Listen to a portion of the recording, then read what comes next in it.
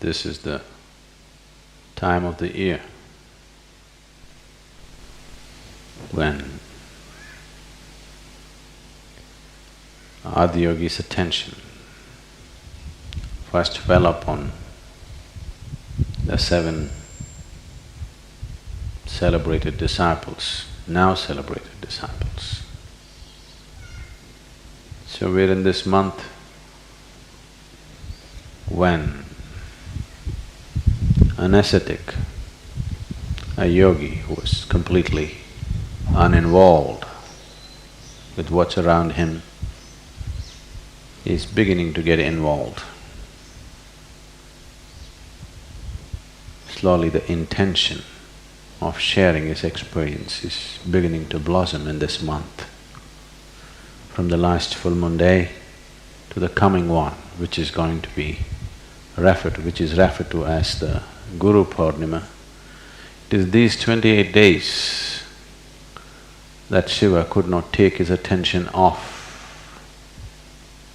The Saptarishis who had done some simple preparatory steps for 84 long years without even a moment of attention from him. And now his attention upon his disciples, the first 7 ones, was undivided. So this month is seen as a month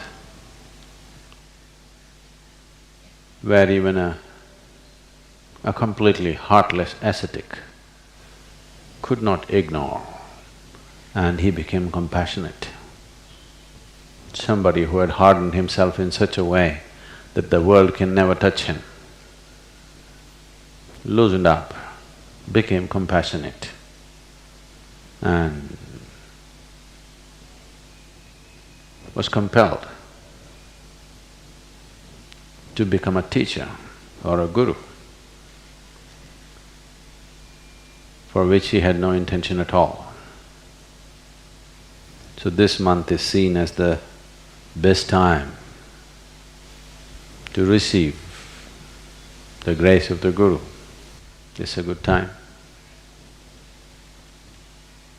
to be open to grace, because this is a time when even an ascetic who smeared himself with the ash of the dead, of many other things, one important thing is that he has made himself like he is dead to the world, that he is no more available to the world around him, the people around him.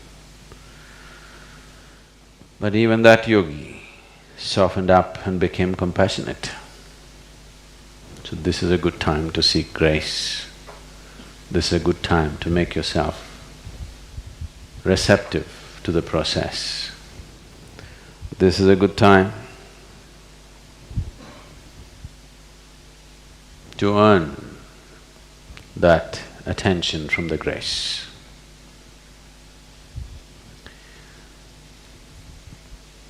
What should I do? Is always the question. If you don't do anything of your own, that's the best way to be receptive. That you're less of yourself, that is the best way to be receptive. The sadhana is always structured like this so that it absorbs you into activity in such a way that in the daily process of living, you forget who you are, you forget what you are, you forget what your life is about, you're just absorbed into what's happening. That is the best way to receive grace. Do you know you even breathe better when you're not aware of who you are and what you are? You see how smoothly people are breathing when they're asleep. You watch their breath through the day, it is going through various turmoils. Everything that happens in your mind, the more limited you make yourself, you will see the more limited the breathing process becomes. When you sleep, that's how it should be happening all the time, but when you're awake, you are there, even in the way of the breath. So, just to simply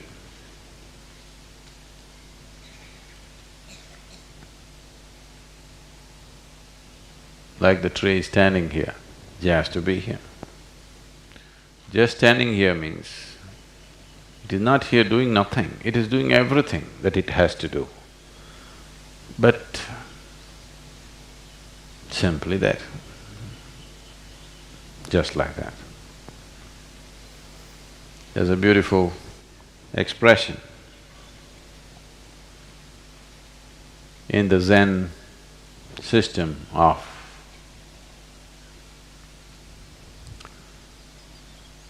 allowing human consciousness to grow.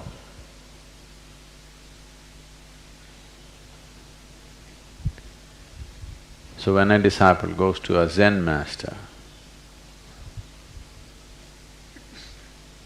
and asks, what should I do for my spiritual growth?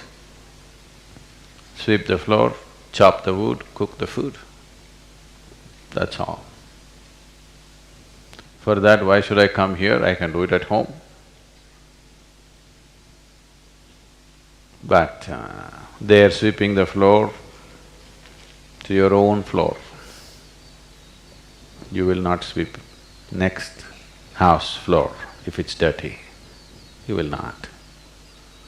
Chopping the wood for your own use. Cooking food just for yourself and who you consider as yours.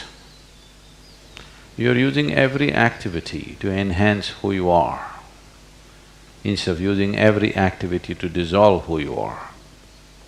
This is all the difference between making our activity, making our karma either into your bondage or into your process of liberation. Either you're acquiring karma or your karma is becoming yoga. That's all it is. Either you're doing your activity to enhance yourself or are you doing your activity to dissolve yourself. So, just sweeping the floor, cooking food, planting a tree, not on your property, not for you and your children to sit under its shade, only you and your children to sit under its shade. Simply planting it, anybody may sit. Your enemy may go and enjoy it. It's okay. You plant a mango tree, your enemy and his children may eat the mangoes. It's all right. You don't care who eats, just plant. Now the activity is process of dissolution. Otherwise, every activity is a way of imprisoning yourself. It is activity which is entangling people, unfortunately. Human ability to do things, unfortunately, is being used to imprison themselves. So this month is the month of grace. Grace is like manure for growth, that a human being can catapult himself to another dimension of existence, capability and possibility.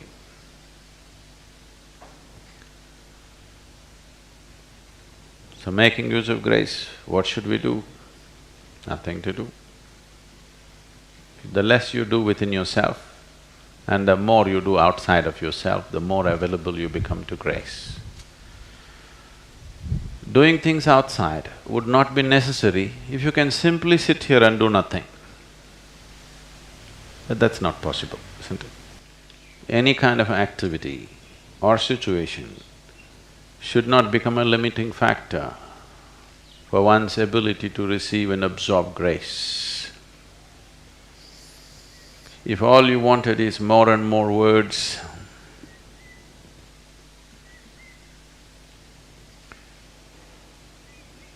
you should have gone to a university.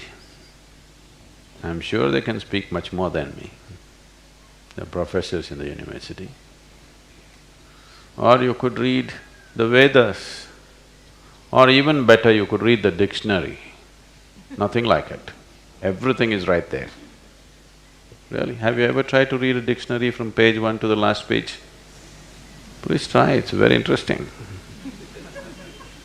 Everything is there. Really. So, you don't come to your guru just to listen to his words.